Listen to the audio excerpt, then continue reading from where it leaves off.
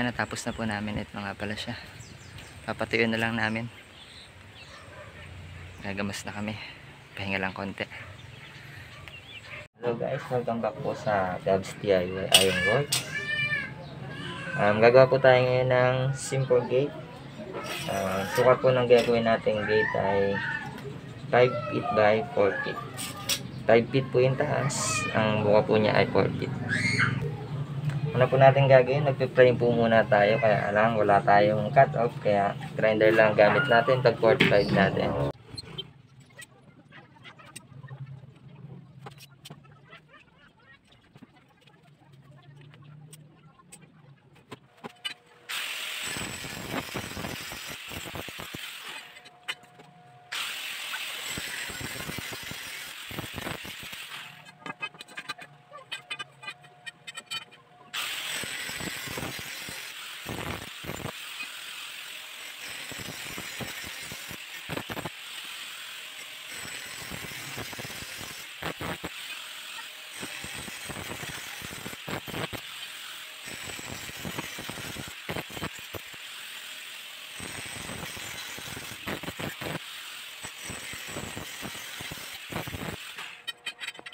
Ayan guys, natapos na natin siyang i-45 degrees. Ito na siya.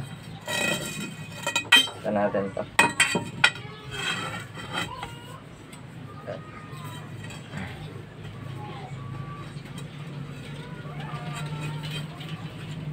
Medyo mainit eh.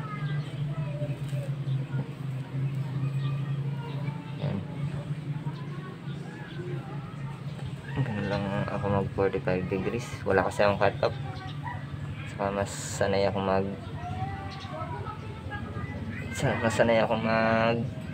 45 degrees, mag cut ng 45 degrees ng grinder.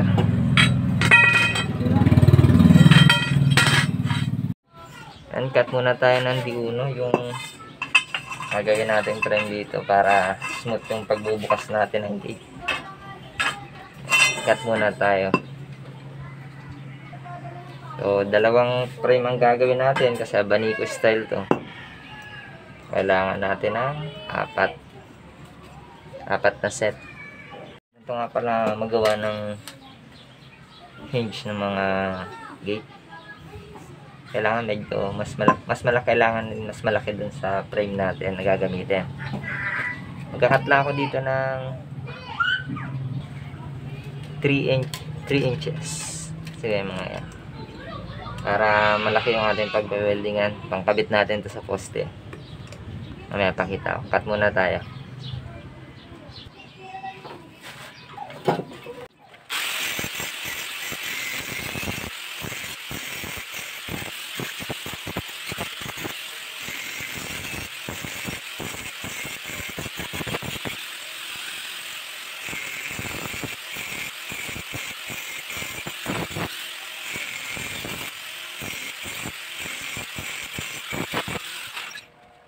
Okay guys, nakapag-cut na tayo. Bali, dalawang gate nga, gaya na sabi kanina. Bali, tig-dalawang inch ang gagawin natin. Ngayon sa isang set ng isang ganito, isang mahaba, saka dalawang stopper. Ganyan ang magiging posisyon yan. Yan, halimbawa ito yung frame natin. Magiging ganyan. Ito, welding natin tong stopper. Ang dalawang maliit. Tapos yung gitna, ito yung magiging hinge niya. Para magbukas at sara yung ating gate. Yan. Kailangan lang pagkakat natin, patay ito. Pagkakat natin, kalilinisin pa natin yan. Para smooth yung pagbubukas at pagsasara ng gate natin.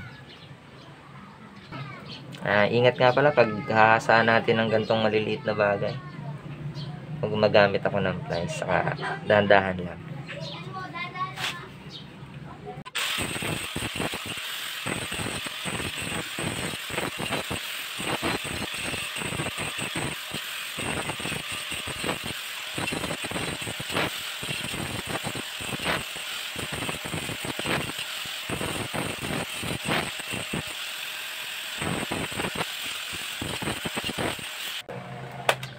Okay guys, nahasa na natin siya. Ayan. Medyo pinakinis natin yung mga kantuhan ng kanyang tubo para hindi matalas, para smooth pag-iikot yan. Okay, gawa na tayo ng frame. Bago natin i-frame yung bago natin i-spot yung frame natin, papasok muna natin yung dalawang set ng hinge natin. Ito, dito.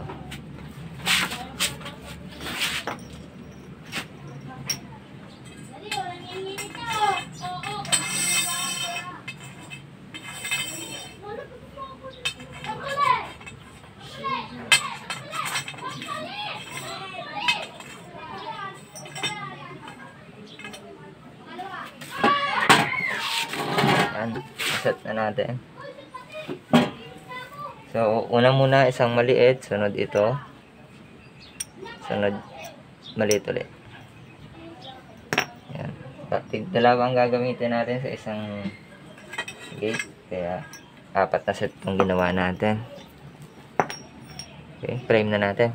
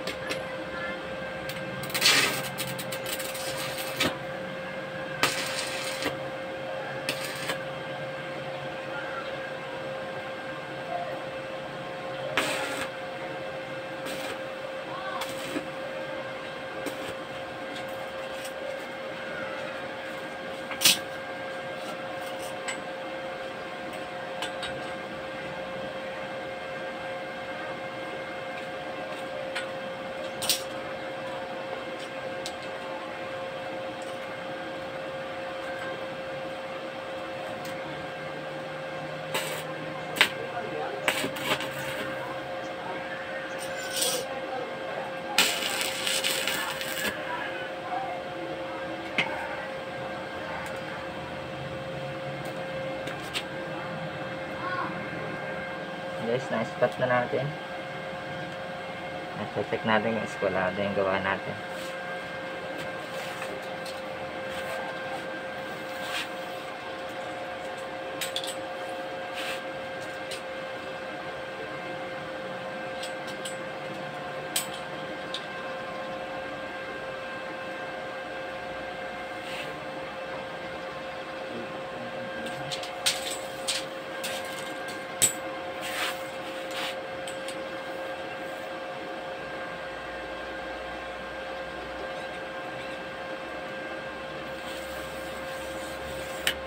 Okay naman.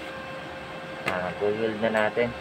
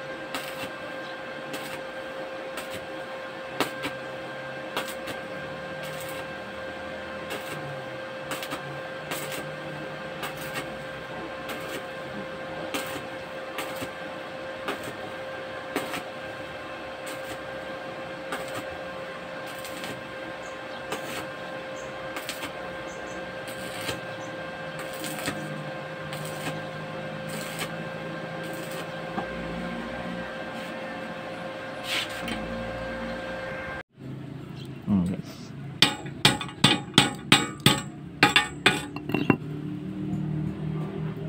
Full wheel na natin siya. Gawin pa natin yung isa. Guys, nabuo na natin yung ating frame. Ayan yung isa. Yung sinasabi kanina, in-spot ko muna dito. Kailangan umiikot ka. Tapos yun yung isa. Ito na natin siya ng square bar. Square bar lang po ang gagamitin natin dito sa gate na to. Okay. Isa na yung nagawa natin.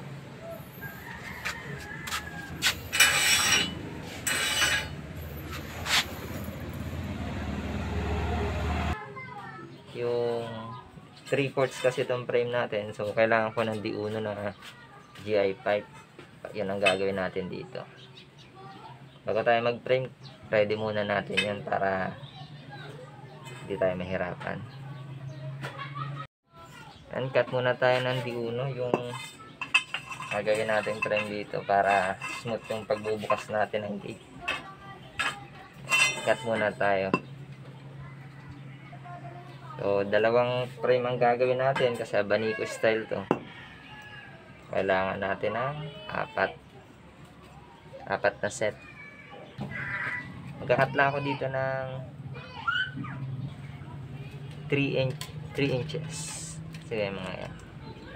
Para malaki yung ating pagbe-weldingan. Pangkabit natin to sa poste. Mamaya pakita ko. Cut muna tayo.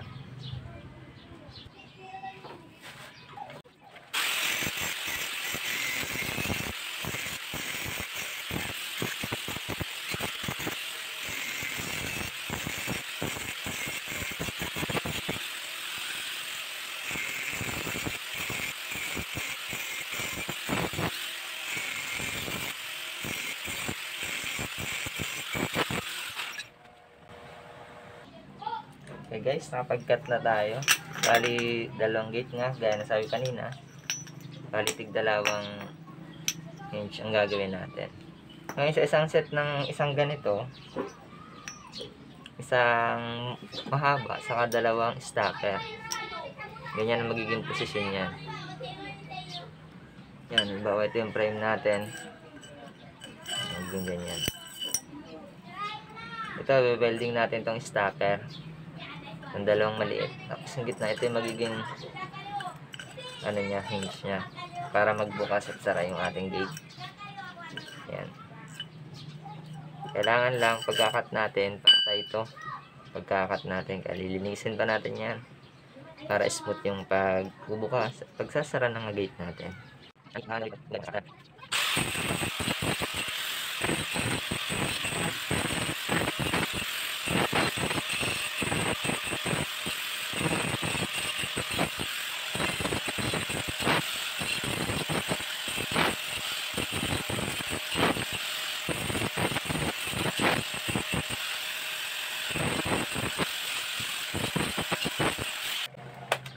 Okay guys, nahasa na natin siya. Ayan. Medyo pinakinis natin yung mga kantuhan ng kanyang tubo.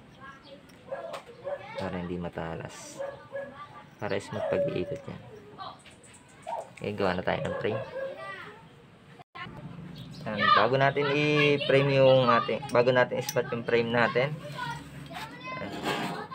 Papasok muna natin yung dalawang set ng hinge natin. Ito, dito.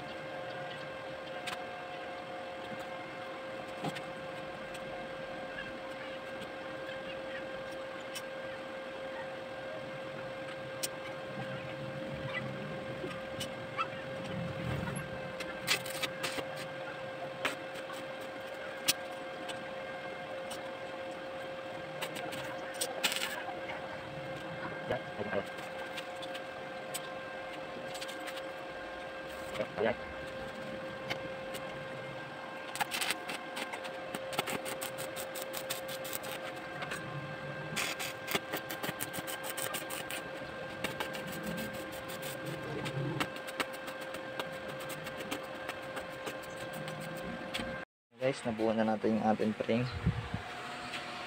Ayan yung isa. Yung sinasabi kanina, in-spot ko muna dito. Ayan. Kailangan umiikot ka. Tapos yun yung isa. Ito na natin siya ng square bar. Square bar lang po ang gagamitin natin dito sa gate na to. Okay. Ito nga pala yung gagamitin nating poste dun sa gagawin nating gate. Dito siya na GI5 schedule 40 yung makapal. Yan, cut muna tayo. Wait lang, cut muna natin.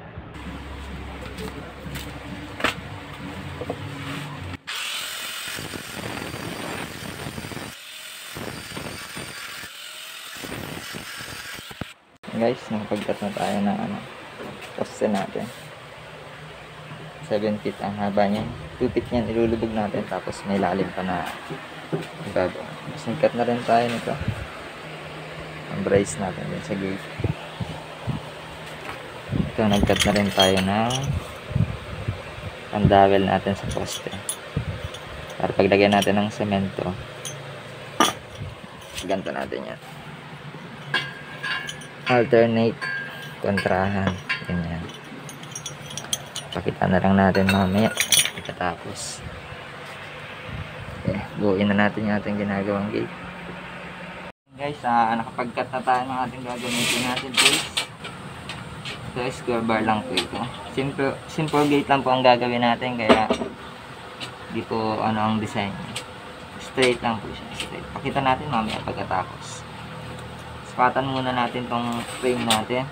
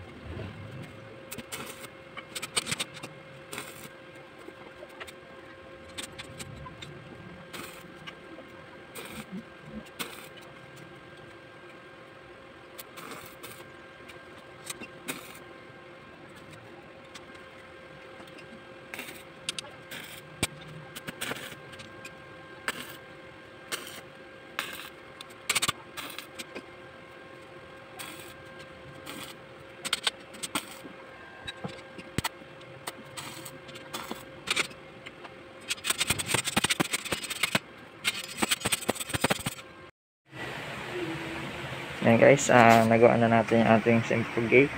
Ayan, ganyan lang. Dito lang ako naglagay ng brace sa bandang ibaba. Kaya tipid tayo ng materyales. Pero importante kasi dito sa baba. Ito yung isa. Ito na yung ating ginawang gagawing poste. Dito siya na tubo. Tip nga pala, pag mag-welding tayo ng GI pipe, mas magandang i-welding o mas madaling i-welding kapag kakaskasin natin to, grinder lang natin ng konti. Yan. Ito, kayang ko napapansin nyo. Siyempre ito rin, pinaskas ko na to dati, pinabit ko to.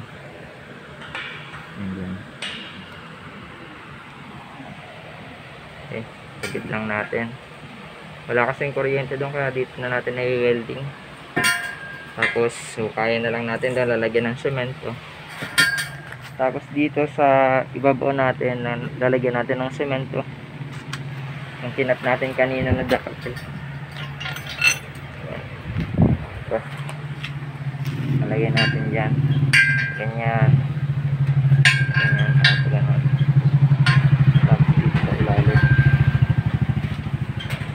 Dito muna, kasi tayong lagayan ng cellphone Okay, wait lang. So guys, nakabit na natin yung ating poste. Yan. Lagyan natin ng langis para mas smooth yung bubukas at pagsasara natin. Nga pala, nag-ready na tayo nung paglalagyan natin ng gate. Yun po, lalagyan natin ng poste. Okay na tayo. Para pagdala natin, lalagyan na lang natin, sabay bubuhusan natin ng semento. Yan. Nga pala yung gagawin natin ng gate. Sayang to, buhay na.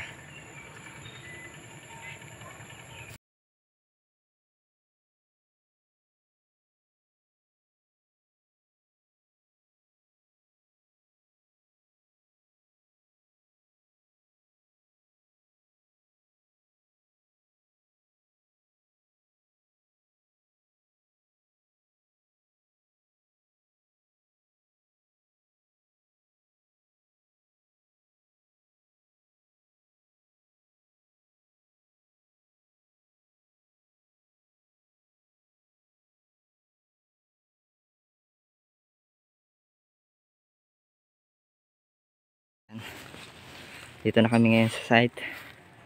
Dinala na namin itong gagawin namin gate.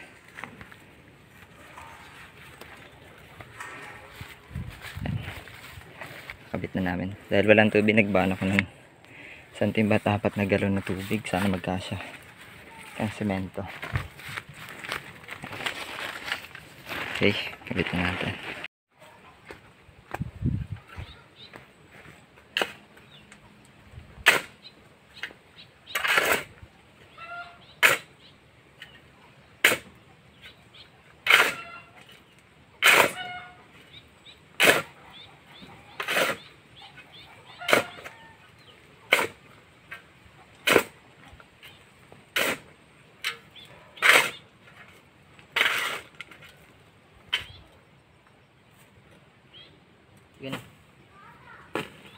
Okay guys, yan, itayo na namin yung ating gate. Bubuhusan na lang namin, wala pang buhos yan. Sana magkasya, pero parang sobra naman to. Kapit nang matapos. Pagkabuhos namin, papatuyin na lang. Okay na yan. Thanks God.